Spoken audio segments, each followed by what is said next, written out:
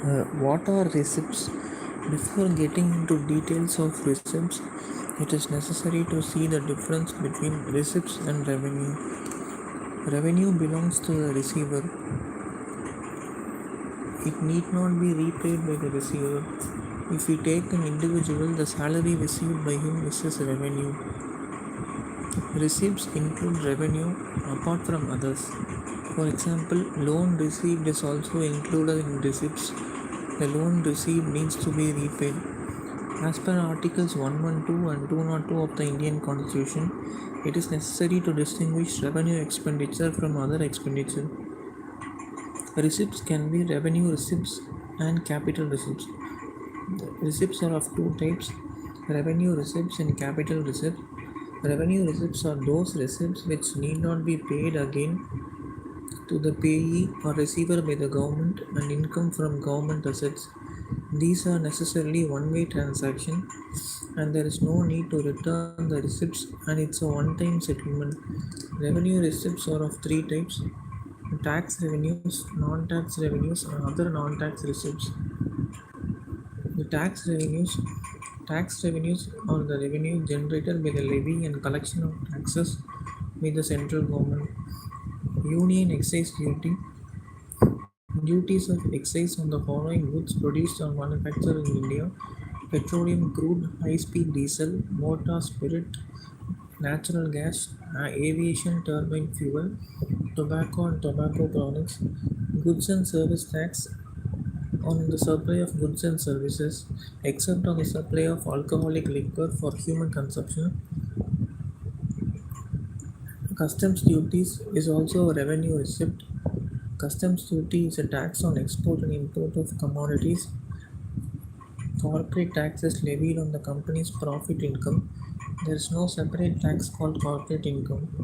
It's also an income tax, but it is levied on the corporates. The contribution of tax from corporate to the income tax is large, so it is shown under a separate head.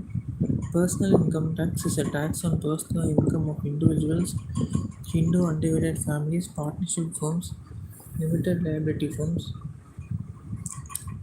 The taxes of union territories except Delhi and Puducherry are under the direct administration of the center, so their tax income is also taken into account in central budget. Other taxes and duties, the tax income from other taxes like wealth tax, securities transaction tax are also in this category. Revenue receipts include tax revenues, non-tax revenues. So, what are non-tax revenues?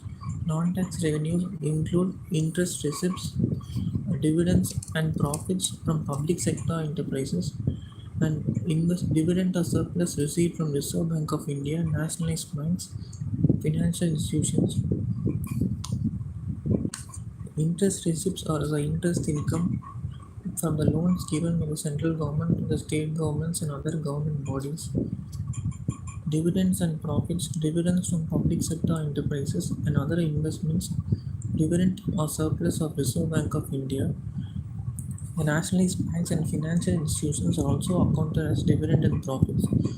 RBI prints the currency notes, keeps a part with it and circulates the rest. In addition, the commercial banks also keep their currency reserve with the RBI.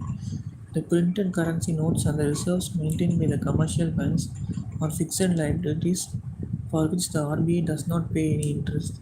However, the central bank invests that money in the domestic and foreign government bonds and earns interest. The total cost of printing the currency is approximately 1/7 of the total interest income. The balance 6/7 of the interest income is profit for RBI.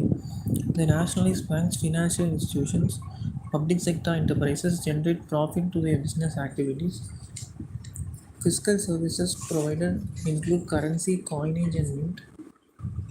The coins are minted at four Government of India mints at Mumbai, Alipur, Saifabad, and Cherlapalli, and Noida. Coins can be minted and issued up to the denomination of rupees 10,000 as per the Coinage Act 2011. The difference between the intrinsic value and the face value is the profit for the government. Intrinsic value means the cost of production of the coins. It is a metal and the other cost. Face value is the value mentioned on the coin. The cost of production of a 5 rupee coin may be 1 rupee, but its face value is rupees 5. This profit from a 5 rupee coin is rupees 4. It is also called as seigniorage. The revenue from currency coinage mint, this the profit from circulation of coins is accounted on this head. The government of India has the sole right to mint coins. The responsibility for coinage is with the Government of India in terms of Coinage Act 2011.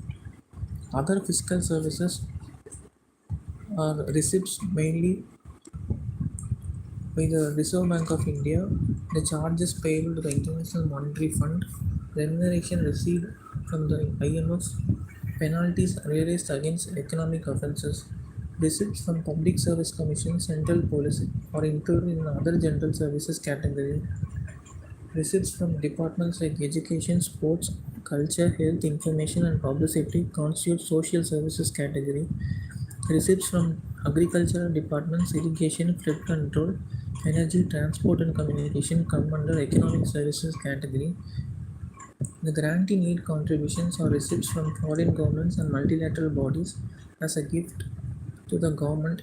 This need not be repaid. Grants are not repaid, but loans are repayable. Grants in aid is also a contribution in the form of material and equipment. External monetary assistance from multilateral bodies like Asian Development Bank, European Union, International Bank for Reconstruction and Development are also accounted as external grant assistance. Apart from monetary assistance, aid and material contributions also form part of grants in aid and contributions. The non-tax receipts of Indian territories relating to the administrative services, sale of timber and forest produce in Andaman Nicobar Islands, receipts from transport undertakings, shipping, tourism, power, form part of non-tax receipts of Union territories. Capital receipts are generally two-way transactions. Once disbursed, the money will come back in the form of regular income or at the time of disposal of the asset. These receipts can be raised either from already invested amount in the form of loan given or asset created by disposing it on assurance that it will be paid back in the future.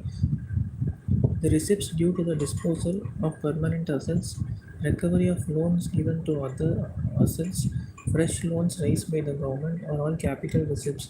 Capital receipts can be debt creating capital receipts and non-debt capital receipts. Debt capital receipts, fresh loans raised by the government, that is borrowings, along with other liabilities fall under the debt capital receipts. Debt capital receipts are shortly borrowings and other liabilities. So, what are borrowings? Borrowings are public debt. They are money raised on the security of the Consolidated Fund of India and are repayable out of it. Borrowings can be internal borrowings and external borrowings. Internal borrowings are money borrowed within the country from various sources and instruments. Internal borrowings can be market loans. Market loans are Government of India's borrowings through dated government securities. A dated government security is a long-term debt instrument. Long-term means more than 1 year, and it can be the tenor or the duration of the dated security can be from 5 years to 40 years. These are sold through auctions. These auctions are conducted by the Reserve Bank of India's Public Debt Office as a debt manager to the central government. These dated securities are mostly fixed coupon securities. The government also issues floating rate bonds on which the coupon rate are reset semi-annually by adding a spread to the base. Treasury bills are also issued by the RBI and banks. Treasury bills are securities issued by the government treasury. They are of short-term nature. They are not interest bearing, that is, they are zero interest or zero coupons. Whereas bonds are interest based. Floating rate bonds are based on a coupon rate that are flexible every 6 months or semi annually. They are determined through auction. Coupon here means the rate of interest. Interest is payable both on fixed and floating rate bonds every 6 months or semi annually, but in case of treasury bills issued to the RBI and banks, or they are zero interest or zero coupons. These kinds of bonds are called zero coupon bonds. They are issued at a discount rate. It means the security worth of rupees 1000 is issued against the receipt of an amount lower than rupees 1000. The redemption is at the full value of rupees 1000. This is called redemption at par. There are a number of treasury bills of differing maturity. Till 1991, there were only 91 days treasury bill or ad hoc treasury bill. To replace this, from 1997, the Ways and Means Advance was introduced. 1 year later, in 1999, 180 days treasury bills was introduced, and then 364 days treasury bills was introduced. Internal borrowings can also be through funded securities, special securities issued to the RBI, cash management bills, Ways and Means Advance, market stabilization scheme, special floating and other loans, securities against small savings that form part of the public accounts India, compensation bonds issued by the government, non-negotiable, non-interest bearing securities issued to international financial institutions. Funded securities, sometimes short-term treasury bills, are converted into market loans or long-term loans to defer the payment. These are called funded securities. They are not marketable. Sometimes a part of these securities are marketable. Other special securities issued to the RBI, bonds issued by the government to raise funds outside its annual borrowing program, or special securities. They can be oil bonds or fertilizer bonds. If these bonds are purchased by the RBI, then it is accounted in the special securities category. Cash management bills are short-term debt instruments issued to meet temporary mismatches in the cash flow of the Government of India. The cash management bills have the category of treasury bills, but treasury bills are usually issued for a minimum of 91 days to 364 days, but cash management bills are issued for maturity less than 91 days. Like treasury bills, cash management bills are also zero coupon bonds. They are issued at discount and redeemed at par. The Ways and Means Advance. As a banker to the government, the RBI gives a temporary loan facility to the state and central government called as the Ways and Means Advance. There is a high restrictions in Ways and Means Advance up to a maximum of 3 months from the date of giving the advance. The interest rate is also payable to the RBI at the repo rate. In case the Ways and Means Advance continues without repayment for more than 3 months, a repo rate plus 1% is charged at a higher interest rate. A limit is set by the RBI in consultation with the Government of India on this facility. If the government exceeds the set limit, it's called overdraft. The overdraft is charged at the rate higher than the repo rate. The difference between the cash management bills and Ways and Advances are that cash management bills are subscribed through auction like treasury bills, while Ways and Means Advance is a loan given by the RBI. Both the cash management bills and Ways and Means Advance meet temporary shortages or mismatch in cash flow of the government. Market stabilization scheme is a fiscal and a monetary instrument. It's a facility to control the liquidity if there is excess foreign exchange flow in the country, which influences the rupee circulation in the country. To avoid this, the government issues securities through RBI and absorbs the excess liquidity and money supply. This interest is paid by the Government of India till repayment. The amount of issue and date of issue is decided by RBI in consultation with the Ministry of Finance. The special floating and other loans are launched to raise money, and their interest is subject to revision. This is called special floating bonds.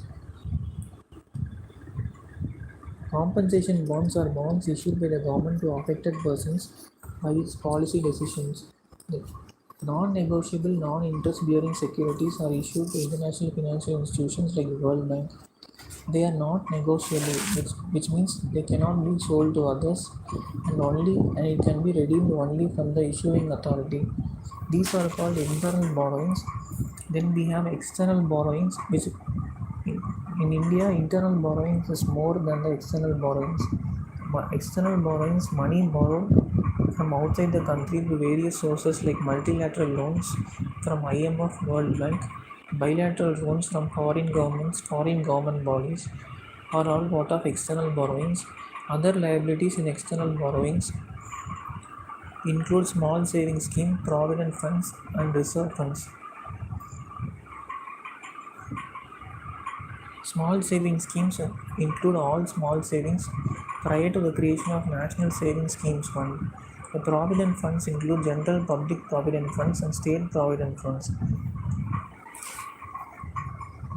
The reserve funds of the railway, post, and telegraphs are created to prevent undue fluctuation in revenues by using it as a buffer stock. Other funds like depreciation funds, railway safety funds are also included in this category. These budget liabilities are taken into account while calculating deficit of the government budget if they are drawn from public accounts of India.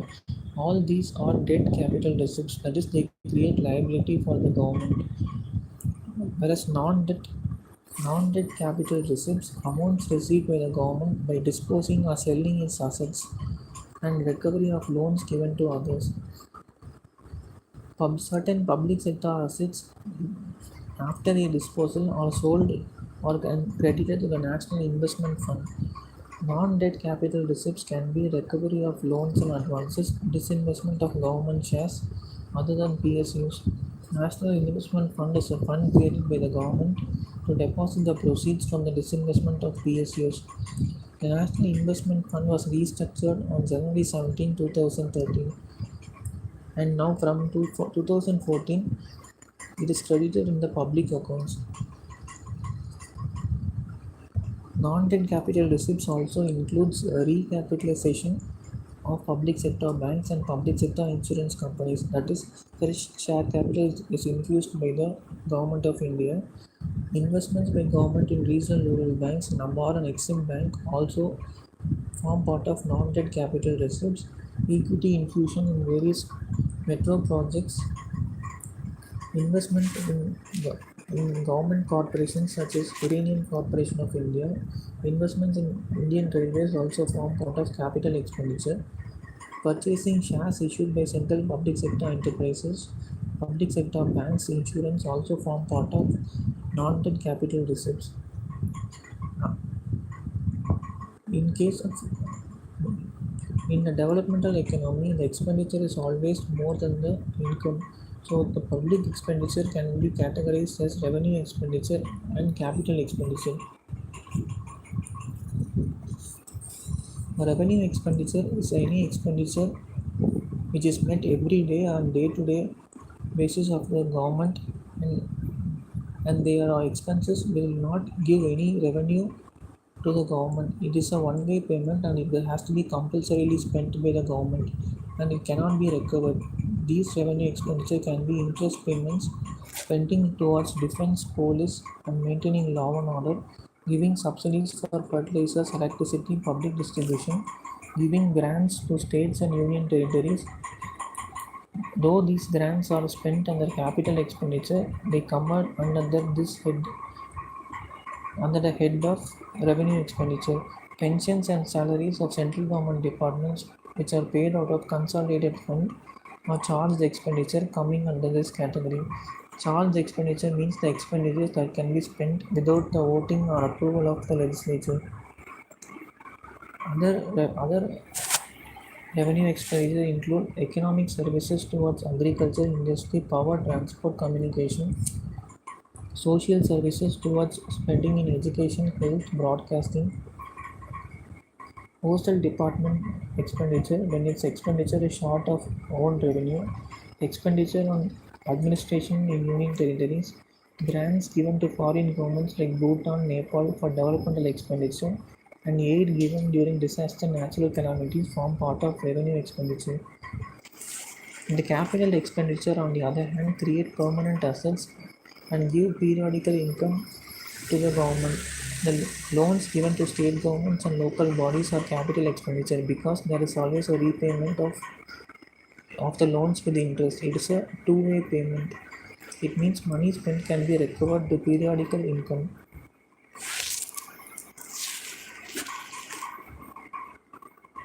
Expenditure on a temporary asset is not a expenditure of a capital nature. A capital expenditure should belong to the authority of the government.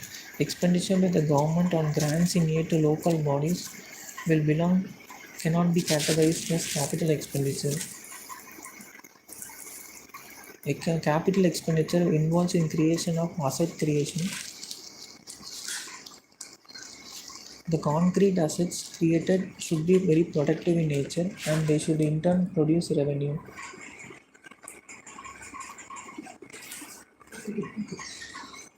A construction of a new infrastructure project, roadways, the construction of a new city are all part of the capital expenditure. Capital expenditure is essential for the development of the nation and they are not wasteful right revenue expenditure.